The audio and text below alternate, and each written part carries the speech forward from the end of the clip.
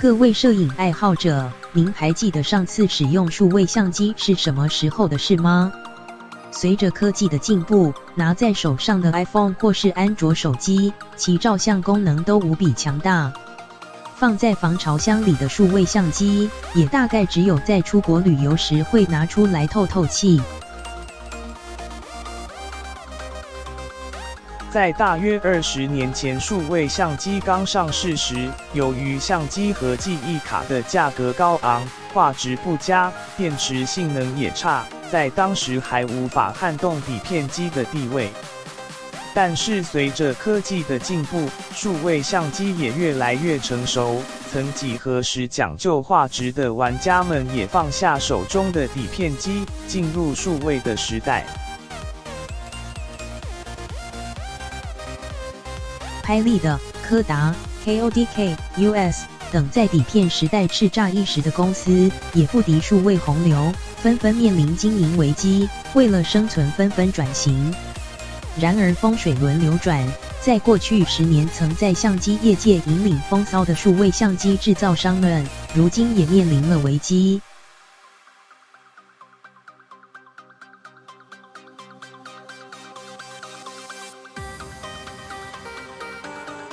8%这个看似不起眼的成长率，对于销量在10年内紧缩至1/4的数位相机业界来说，如同是黑夜中的一道曙光。在消费者的需求越来越两极的这个时代，有人觉得智慧型手机就可满足他们摄影上的需求，也有人追求更上层楼的画质。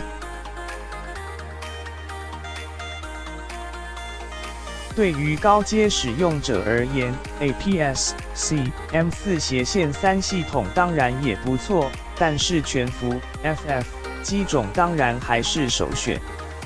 可是单反又太大太重，带出门不方便，在重量、体积和画质表现上取得平衡的全幅无反的出现，就获得许多人的青睐。各大相机业者似乎也嗅到了市场趋势，纷纷推出全幅无反机种，甚而研发新的镜头系统，希望借此带动营收。在过去几年，全幅无反可说是 Sony 6758 JP 的天下。